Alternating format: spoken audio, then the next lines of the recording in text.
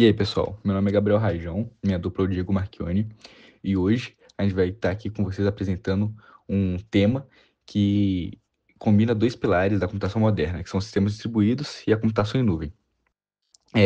O artigo que a gente escolheu é o Distributed Computing with the Cloud, que é recente, publicou agora em 2024, né, ano passado. A gente vai apresentar não só as ideias centrais desse artigo, mas também por que elas são relevantes para aplicações reais, como Federated Learning, processamento de grandes volumes e até sistemas colaborativos de armazenamento. Como vocês vão ver conforme o desenrolar da apresentação, aplicações grandes como o Google Drive, Dropbox, usam de estruturas semelhantes a essa do artigo para distribuir a aplicação deles pelo mundo inteiro, né? Então, a gente acaba, sem perceber, acessando a nuvem várias vezes para guardar ou acessar arquivos. Mas a gente também consegue usar essa nuvem para fazer o processamento distribuído também e não só armazenamento, né? Essa aqui é a ideia central do artigo. Bom, nos sistemas distribuídos tradicionais, a gente tem vários nós de processamento que se comunicam entre si por meio de uma rede local, que seria LAN, data center. Essas máquinas, elas trocam mensagens entre si para se ajudar em tarefas grandes, né? Como dividir trabalho, agregar resultados, né? Que seria o reduce, e sincronizar os dados. O problema é que esse modelo tem algumas limitações.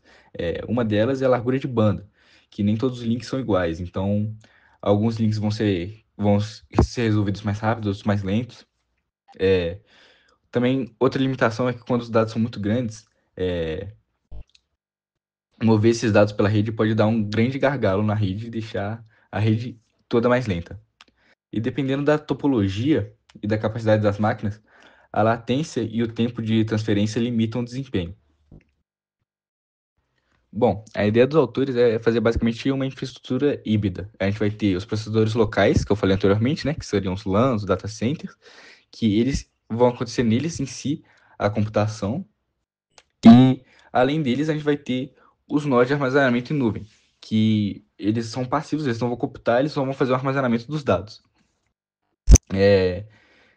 Então, a pergunta que eles estão levantando nesse artigo é como que a gente vai fazer isso de forma inteligente, como a gente vai usar essa estrutura de computação local mais nuvem, essa estrutura híbrida, para acelerar as tarefas distribuídas. E é possível criar algoritmos que coordenem o envio, a leitura e a escrita e a agregação de dados para tirar tanto proveito da rede local quanto da nuvem, minimizando o tempo da execução. Bom, a proposta dos autores, eles chamaram de CWC, Computing with the Cloud, que é basicamente um modelo de rede que eles criaram. Igual eu falei anteriormente, eles vão dividir os nós entre nós de processamento e nós de nuvem. Os nós de processamento vão fazer toda a computação, os nós da nuvem são passivos, ou seja, eles só fazem a leitura e a escrita de arquivos, então não fazem a computação. Isso está delegado para os nós de processamento. Há arestas entre os nós de processamento, a rede local, e existe arestas entre cada nó de processamento e cada nó de nuvem. Então, cada nó de processamento vai estar conectado nos nós de nuvem. E cada uma dessas arestas vai ter uma largura de banda específica. E o sistema é síncrono, porque os autores assumem que geralmente só tem um nó de nuvem, mas ele pode ser estendido, né? A gente pode ter uma escalabilidade desse modelo. Bom, aí para esse modelo eles já definiram algumas operações básicas, que são o Cloud Write, né, que vai ser quando um nó de processamento envia um arquivo de bits para o nó da nuvem, né? O Cloud Read, que é quando o nó de processamento faz o download de algum determinado arquivo da nuvem. O Cloud All-Write, que é basicamente quando todos os nós de processamento gravam seus próprios arquivos na nuvem, né?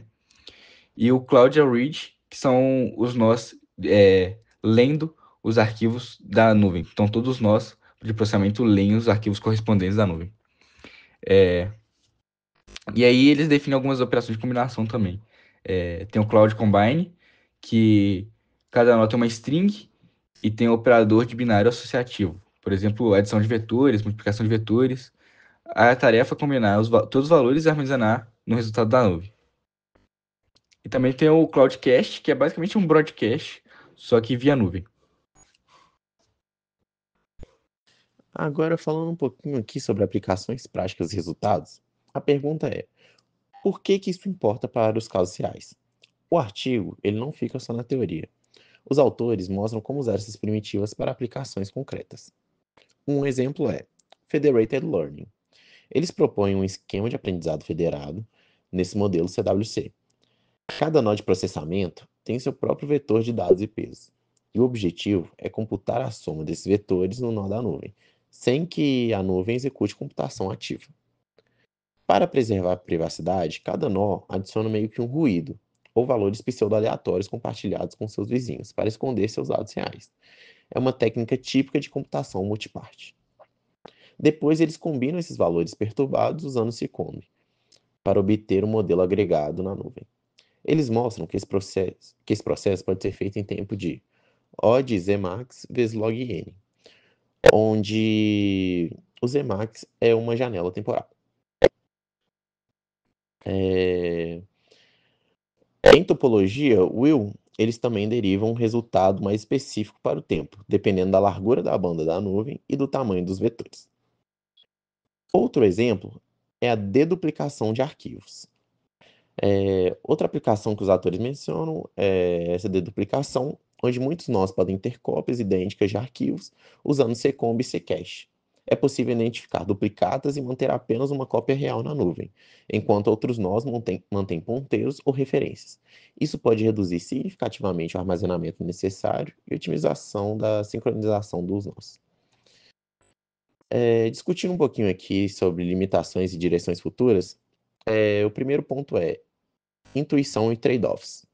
Um ponto interessante do trade-off é esse de entre usar muitos nós para colaborar versus o custo de computação de comunicação local entre os nós. Quanto maior o cluster, maior o tempo de troca de dados localmente, mas mais banda agregada para a nuvem. Os cloud clusters são justamente a forma de balancear esse trade-off, selecionar os nós certos de modo a minimizar o tempo total. Os autores comparam o modelo CWC com outros modelos de rede distribuída também. O modelo é o modelo Congest, que é clássico na computação distribuída, mas muito restrito em banda. Em contraste no CWC, as ligações podem ter largas larguras de banda, algo mais realista para ambientes modernos. O modelo híbrido, embora seja similar em espírito, o híbrido tradicional usa a capacidade do nó para modelar limitações, mas não modela bem a banda de link para a nuvem. Já o CWC coloca restrição explícita na largura das bandas das arestas para a nuvem. Outra limitação e abertura para o futuro, os autores eles reconhecem que muitos dos resultados estão restritos a topologias especiais, como fat links ou roda. Em redes mais gerais, pode ser mais difícil obter soluções próximas ao ótimo. Eles também mencionam a possibilidade de múltiplos nós de nuvem e se houver mais de um armazenamento compartilhado. Como coordenar entre eles? Outro ponto, tolerância a falhas. Na prática, a nuvem é bastante confiável, mas os nós de processamento podem falhar, ou os links podem variar. Modelar isso no CWC pode ser uma direção para pesquisas futuras. Finalmente, sugerem validar seus algoritmos por meio de simulação ou implementações reais. Por exemplo, executar o modelo de Federated Learning proposto em uma rede neural ou em um protótipo. Para recapitular, o artigo ele propõe um modelo inovador que une processamento local com armazenamento em nuvem, considerando restrições de largura de banda. Eles definem primitivas eficientes, como CW, CR, CALL, o Seccombe e o Ccache, usando algoritmos baseados em fluxos de rede dinâmica e em clusters de nós. Eles demonstram que, sob certas topologias, podem quase alcançar o tempo ótimo para essas operações, com limites inferiores bem próximos. Aplicam essas primitivas a cenários práticos, como Federated Learning e deduplicação de arquivos, mostrando que a nuvem pode ser muito mais do que um simples repositório. Ela pode acelerar e orquestrar a computação distribuída. Por fim, há vários caminhos para trabalhos futuros: falhas, múltiplos nós de nuvem, implementação prática e generalização para outras topologias. Muito obrigado pela atenção